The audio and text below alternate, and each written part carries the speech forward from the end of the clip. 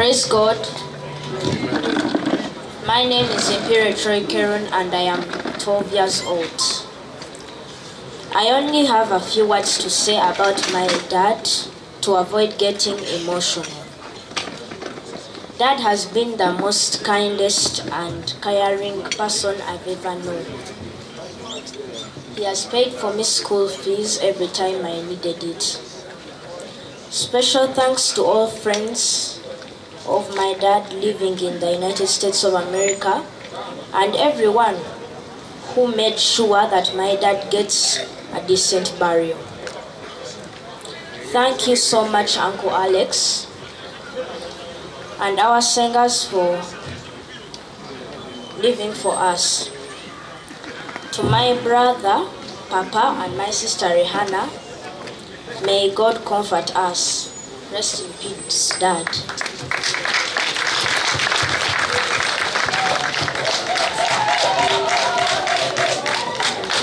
Assalamu alaikum wa rahmatullahi wa barakatuh.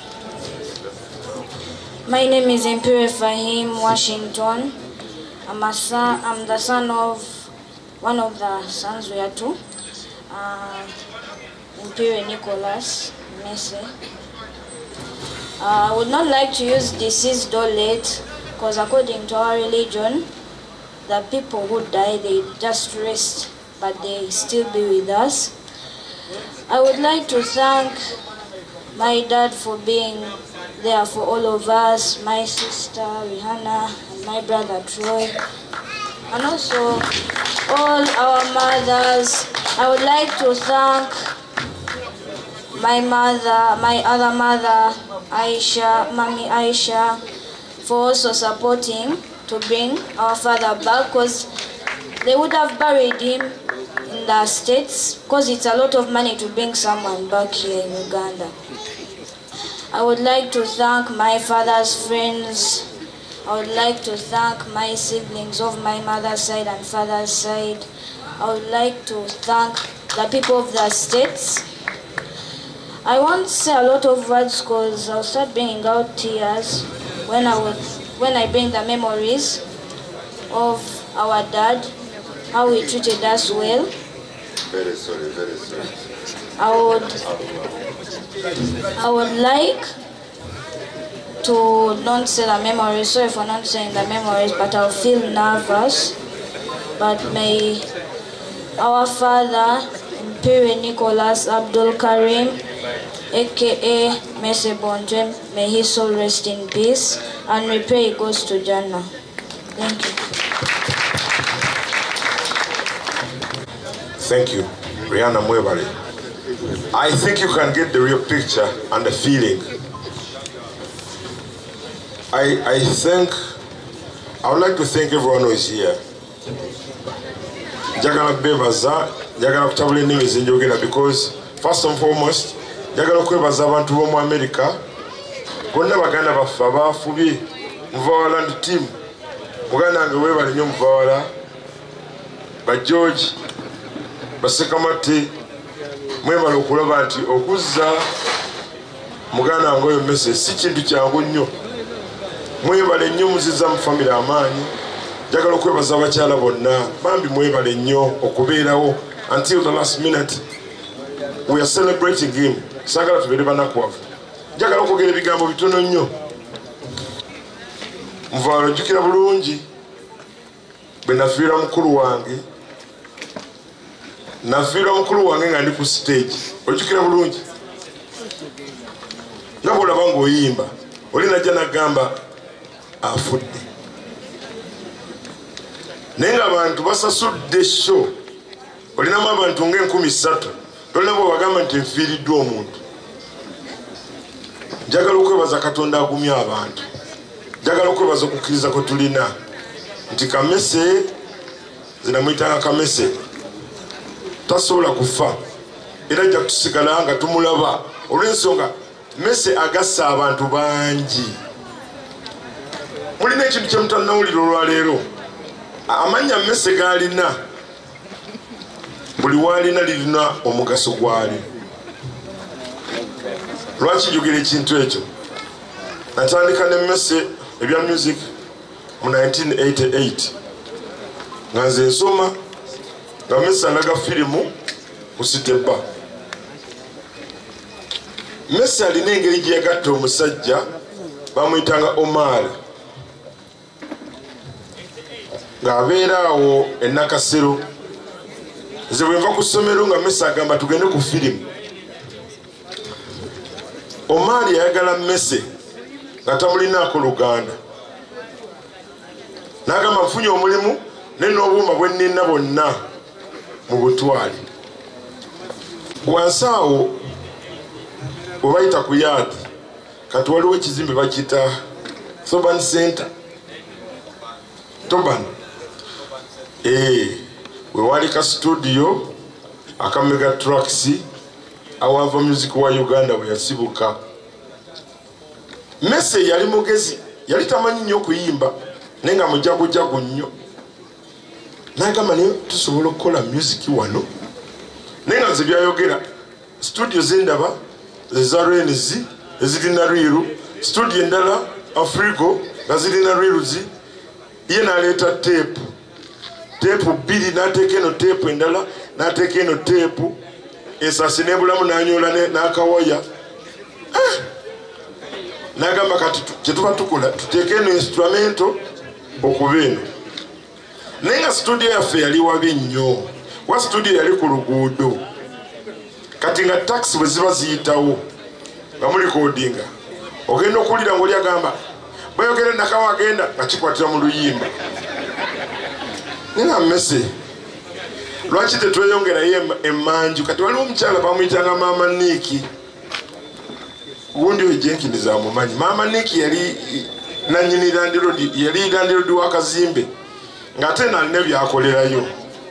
Naye kintu kyenzijukira ku Messi, ye yayagalanga ebintu ebirungi ate bikolebwewo. Kati tutandika okuyimba ebyo twayimba mu Uganda mwalimu abayimba nga bakuba rap. Primary Proper, wali Zulu Squad, Hot Soul Crew, Hanseruka bajjukidde. Kati nga bayimba luzungu. Messi n'angamba ffe tuyimbe mu Luganda. Bano abantu bajja otutiira. Tuyimba akayimba ke basooka okuyita mukwano. Mukwano jangu eno tulabe. Nga nze nze nkuba dancehall. Every time I hold Gaddafi so arrest. Tugenda okufuna omukisa DJ Berry akomawo okuva e Germany. Twegayirira batuwe chance. Atulina ka tape ka Chrome twakajja Nairobi. Atwagala batuwe chance tuyimbe mu luyimbo olu. Nebagamba these guys they are local, they are singing very local, bano boogera Luganda. Gabantu abana bajja bakubanga not by nature. Katonda wange fenga tutulere mu kasonda ne tugamba naye bana abantu basobola bwe bantu wa chance yasooka Sheraton yawo actually yali evudde mu Apollo nga bagitumye Sheraton ne tukuba rap. Waliwo akayimba akalala ke twakuba akasooka abakaita Motherland. Messi n'akuba rap naye nga rap gyakuba Messi nga tewali kigambo kyayogera kagamba tatikita putotakati. Nengamba Messi akayimba ako kanyume tugende tukarecording enkeera kwatu akakuba ku instrument. Nenga amazima ga Katonda mugule bigambo byayimbye ku shota bijjukira. Nangamba okimanyi wano wetutuuse abantu bano batandise tutya olunga batulaba ku shoje twasooka okuyimba batugamba waliwo ekivulo ekirala ekiddako tubeetagamwe muggulawo. Waliwo omusajja alina abaana beeyitanga ba Dema Park. Unabajjukira lirayita w'amawulire. Dema Park bajja nga bavudde Amerika empale zikoma eno wansi bambadde ebisante biwanvu ffe nga twogera Luganda nga bo boogera Lumerika. Nengamba bano twetaaga bano tubalage nti wano ate Afrika abaana tuli bazibu. Messi yagamba tuwakiri tugende tufune engoye naffe ezikanga mu magezi ge twakeeramu owino saa 11 nga tutandika kunoonya bisate bitutuuka. Katonda natuyamba twasangayo babali baali balongo ne bafa ne bateeka emivumba egyo tufune ebisaati bya square ntugamba bali America tubamaze tufune ebipale byali binene tubisale eno wansi twagenda okutuuka ku bololoomu nga naffe tulinga abavudde mu America wentandikira okutya mmese nengamba nemmese amagezi go galinga gakamese genjiri kubanga kino nade sola kiyiya tetujja kugendera ennaku ezo empale twazisibanga nga zikomanga wano nga bwosiba empale yo ng'ekomye wano nga buli mwakutya kati bali America tebo bajja bazikomye eno kati nengamba ffe tukomye mu makkati tuleme kuba nti tubakopye Katonda n'atuyamba bwe twamala okuba music oyo jjukiriza ennaku waliwo soul disco nga ye disco esinga okuba eyakabi mu Uganda kati nenfuna omukisa kyali Lubega oyo yali naye ali ku campus e Makerere nangamba njagala obeere MC kati mulonze nemera nnyo ku rap naye nga nebyennyimba olusi sibimanyi kati lwatuwa chance okgenda bagula wanjenwa so anjena okugigulawo ng'olina kubeera nga ayimbayimbamu okubeera nti osanyusa abantu bwe tupulaningira okuyimba oluyimba lwe bayita bamusakata ekigambo bamusakata kyavaawa olwo tuyingira mu 89 muzeeyi wange yatugamba nga nja kusakata gwenno kati ngenda okulaba abantu ababeera mu bbaala babba abantu neŋŋamba akatugate ebigambo tona omukyala bamusakata kibooko nazimatira bamusakata kati mese nambuuza nze ngenda kuyimba wakati kwanze nali nkuba hardcore nagamba nekiitaka tuteekemu akantu akayinga akayimba nejjukira ezo nnaku mese oluganda lwe terwali lulungi nnyo nga teruluganda linga natandika okugamba ati nalibadde kwegomba naye empisa z'omaama zakunemya neŋŋamba kwayinza okukwata kati kuyimba ako ze nyimbe kano bamusakata kibooko nazimatira yakuula manje binnyo n'abamatiza nasanga oyo lwagadiiko atasobola akayimba ne kafuuka problem bwe kafuuka problem tugenda okulaba batugamba mukoleyo kateepu akalala jjukira byali bya teepu si CD si flash ne Katonda nsaba asaasire mmese olw'ensonga twayiriba abantu okumanya ng'olina okugenda ekkalamojja n'oyimba n'ogenda ekabaale n'oyimba n'ogenda eseroti n'oyimba ne bagamba nti oyo emmese kati eby'ennaku zino abantu bali ku TikTok asigala mu studio ensi n'emuwa show Uganda yalina TV egi ng'etandika saa 10 ng'ebeerako obulayini bwebuti bwe ziweranya kitundu n'ejjako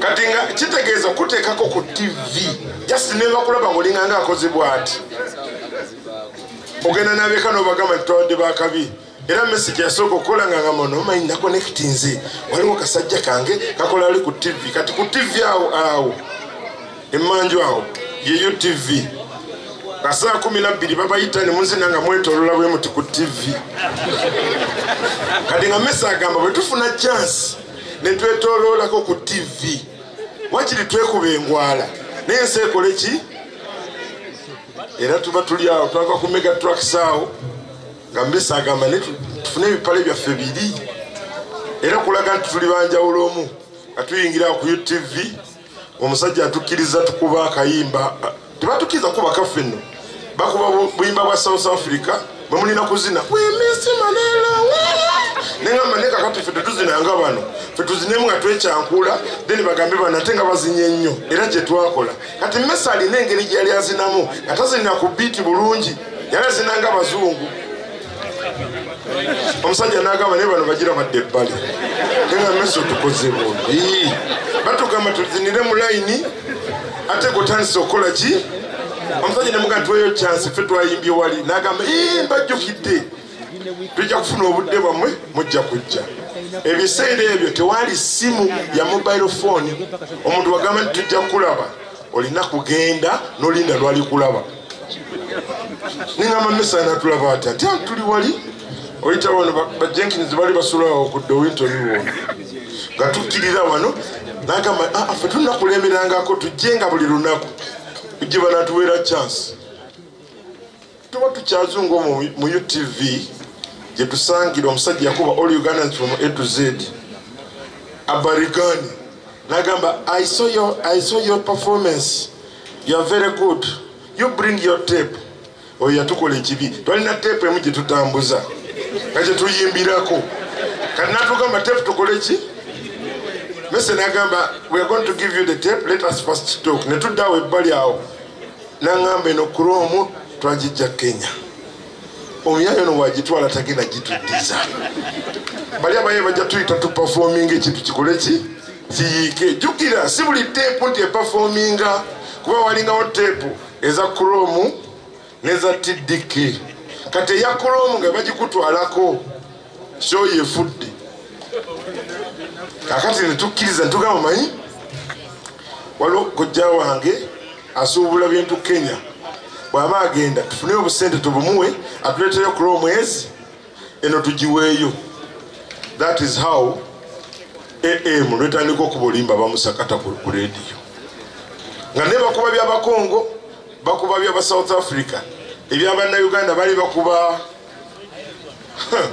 Masagazi Shaka Mayanja ebyali ku Rico ebyali ku LP kati obulamu obwo bwali buzibu nnyo naye nga Mesa alemera kagamba tulina obikola kati Mesa agamba naye manyi tutandika okulumba ki amasomero kwali tuna sente zitekakasho kagamba bwe tugenda okuyimbira ku baana b'essomero tujja kusanga nga boolede gye bali ku ssomero ffe tutwale buzindalo baffe tukube dansolo tugenda wa ebiseera ebyo Jenkins ono abadde wano yalina mukwano gwe bamuyita Patrick nabo ne bakola ka gurupu ke bakaita Pat and Jenkins zijukira bulungi kati Mesa agamba twongeremu ekintu kyaffe amaanyi ne tuleeta Steven Branso ali Sweden ne tuleeta Mawejje yali akuba keyboard mu church ng'ekintu twagala kiteekamu supu awo tukitabule tugamba kati tuli ba homies ng'ekintu tutumya ba homies ffe baana beeka abalala bajja buzzi ekintu kyaffe ne kikwatayo Katonda n'atuyamba ne batandika otuyita ku mikolo tyamujje muyimbe kati Mese ne mugamba tandika okuyiya ebigenda okusanyusa abantu naye that time abantu abali basinga obugagga bali ba Northern kati Mese agamba mwe kye tuba tukola yigo lukyoli ne mugamba Mese kati gwe luyige kubanga tunayimba oluyimba netatutuukiriza tugenda kufuna obuzibu Mese tuba tutudde wansi tuli awo netwamuyitanga sikwensa n'agamba tukyuse oluyimba lwewaleeta nali ndese semusajja agenda kaleeba ndabira balyeko eyo Mese n'agamba osobola okyusa ebigambo ebi mu lukyoli neŋŋamba olwo luyimba lwa Buganda ebigambo ebyo tubikyusa bitya twalina Eric naye yali DJ nga olukyoli akola ki alumanyi n'aŋŋamba I cannot change the words but kyobokola kyoyogera kyetukyusa kyoyogera kyetukyusa netulukyusa neŋŋamba nti alakiya kyero kaleeba kyalumatabo mateekan kaleeba gin aŋoja kaleeba loke ekyeri akayimba tekakwatayo akayimba bekakwatayo kekasokotuwa sho eyasooka ogenda eggulu abagamba now they have a new song jukira bali ku radio abasinga bali beggulu bagamba no the pronunciation is not very good but the words are okay awe twatandika lutegera nti music alimu ki alimu sente netugamba tugenda kufiirawo ffe katubeere loko naye tuba tutambuza mpolampola tukola ebintu ebyo ebiseera byali bya buzibu nnyo okupangisa show waliwo nabakupangisiza emmere oli nakuyita nagamba mujja kujja emmere weeri byokunywa naye kati Mese ng'ayagala nnyo sente agane blood buli atutwala atuwe sente ate bano abantu tubalage nti ffe tetuli bangu waliwo omusajja bamuyitanga Robert yalina akamotoka nga kayero Mese n'agamba kana akamotoka tukapangisa self drive tulage ne bana abatulaba nti bana abayimbi gye bayimbye kati bafunyeyo ne kuki ne ku sente gasimanyi kuvuga motoka Mese tamanyi kuvuga motoka akamotoka kali kamusajja wa special naye nga tulina okulaga nti kiki kaffe kali ka goofu Mesa akwata akamotoka k'omusajja twali awo ku fairway okirira booti mu kifo ky'okulinnya breeki yalinnya muliro ate twatomera Land Rover ate nga omanyi Land Rover nayo ng'omunnyo omusajja yali munyankolo nanyini kamotoka n'agamba now what you have done don't tell me how did you drive naye nga yetuwa emmotoka tuvudde ku fairway twagala genda kukola show yaffe esooka ku fairway naye Mesa ngamba bwe tugenda okulaba Jimedini nanyini wa fairway nga tetulina mmotoka agenda tunyooma so twagenda n'akamotoka akapangise olwo batugamba do you have check wabiranga tabula zi check a check nga tetulina n'akawunti olwo tugenda okupangisa fairway tukole ekivulu naffe tuve mbiri bye batwala ku Sheraton tutuuka awo Jimedini atutunuulira agamba I saw you are good singers you bring cash tumugamba no atugamba akali muleeta oba kamotoka kammwe n'omusajja tukama kati agamba but okay if you can bring many people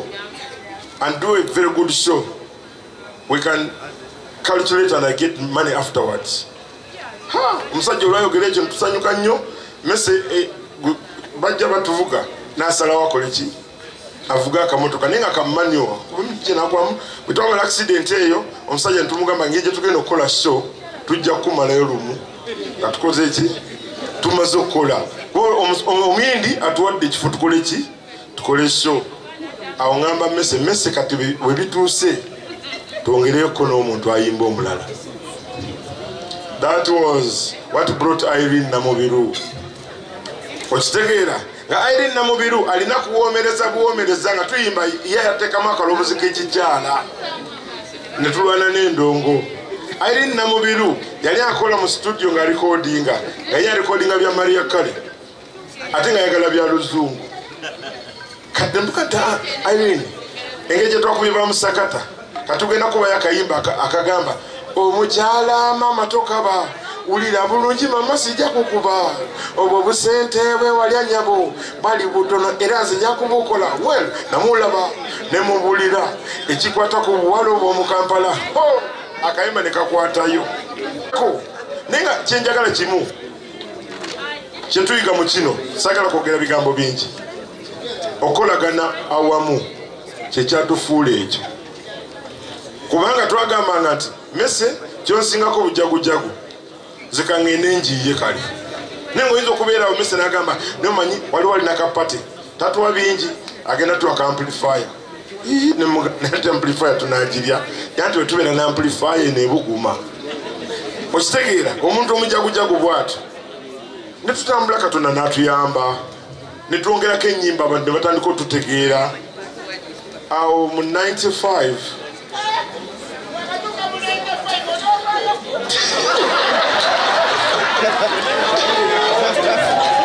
olutalo lubala akagula e Rwanda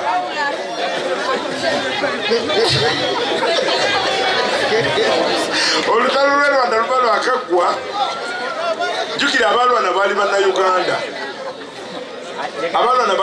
ne bagamba mujje mutuyimbireko naffe bwe tugenda e Rwanda twagenda tiimu nnene. It was our first international show.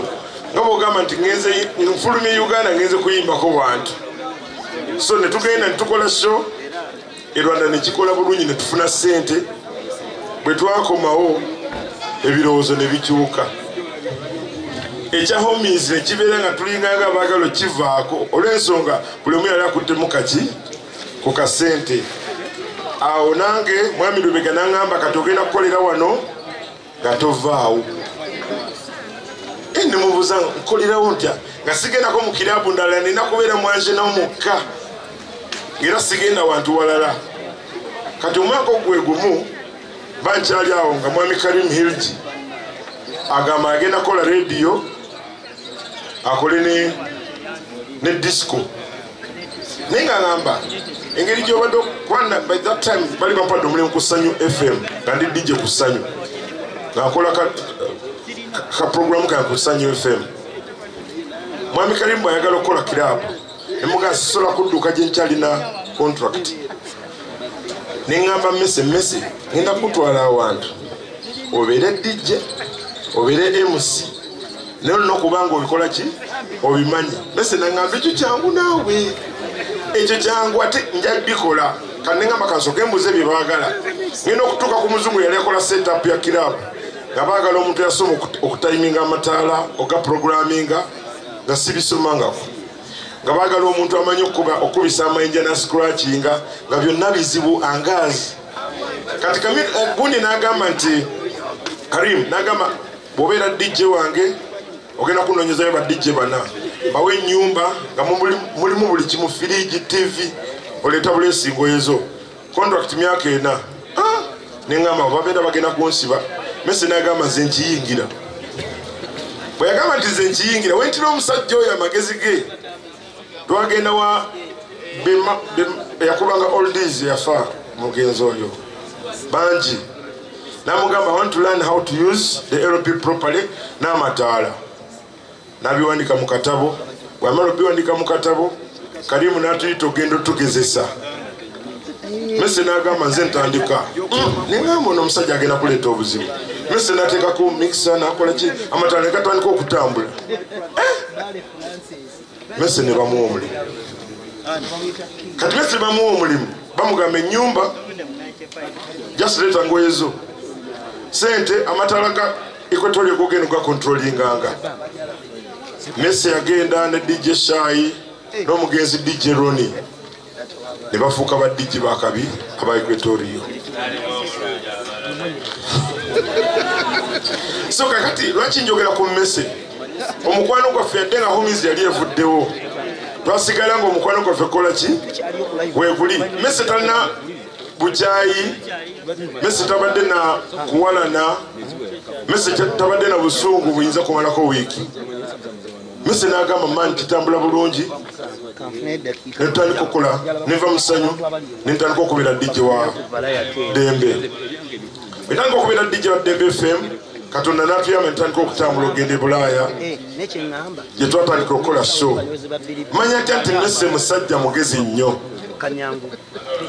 olwo yali amaze okukola mu club eyo waliwo omukyala omugenzi eyali Madam Sise yali mukyala wa Karim Hilji ng'alina ate ekifo enansana jajja Sinas Messi n'agenda ng'era ayigirizaayo abantu ate gyakwataganira ne bamooti bapade ne bataleka ekintu kya Marula family ne kibeera nga bwe tukuba music tebandekerera Chezi Johnson jangu waliwo akantu ne tukola paka lwe tuyiye ekyokugenda Bulaaya nga ntandise okukola ne Ssengo SIP nga tutwala abayimbi be Uganda e London kyenzijukira ku Messi kyemutyako n'oyo Amooti n'omugenzi Bitama twamala okufuna visa bulungi kwaliko Abdumulasi kwaliko omugenzi Aliet Kisaaki akati tuli nnyonyi Abdumulasi yalina akantu kakozesa bwati ng'emboobo y'ente agenda akakola bwati nga bwayiga ne tulinnya ennyonyi bulungi bwe tulinnya ennyonyi Abdumulasi n'akwatibwamu otulo eno waliyo Omujamaika n'akwata akaboobo nga kamusanyusizza akaboobo ne kabula ennyonyi etambula tetunatuuka nno mu makkati ga lugendo lwaffe Abdumulasi n'agamba jjajja tuyinza obutatuuka ngamba ki tuyinza obutatuuka akantu bakatutti ne balyoka banoonya akantu tunoonya akantu ennyonyi yali tenatuuka wetuse ne tukafuna bwe tukafuna n'atuuka ku airport ne tuyitawo bulungi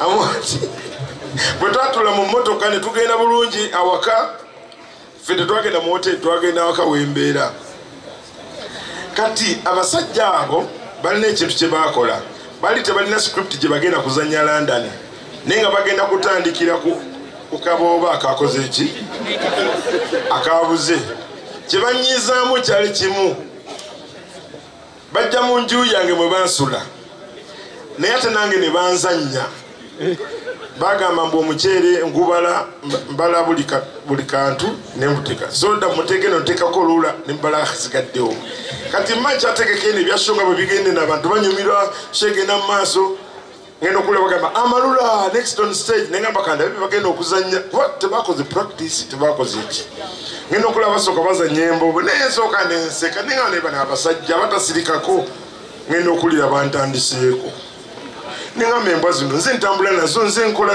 zinzanye mu bantu nenzija nengamba naye mwana munyizizza lwaki njogera bino Amalula family erina kinene nnyo kyetadde ku komedi wa Uganda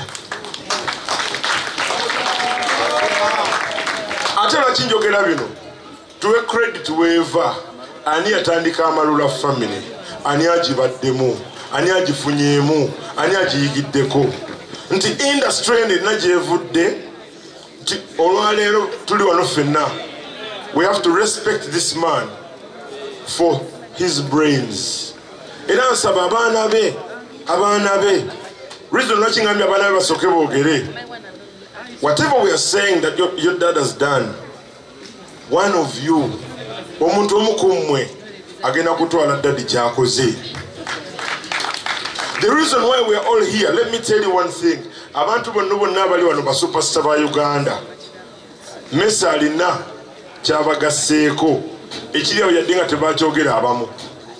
Why am I saying this? Nti ne homies bwe yavaawo ffe tetwayomba. We moved on.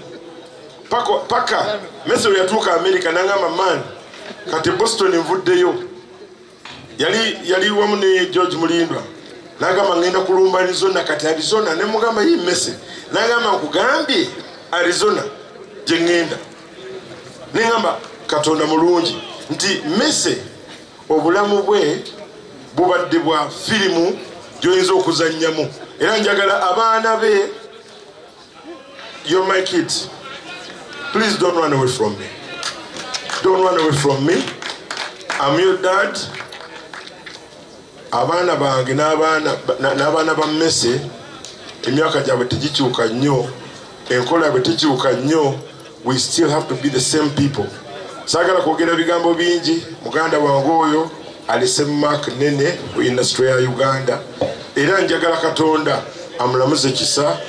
Mwebale nnyo, mwebalire ddala. Tweyanzanyirwa Gadi.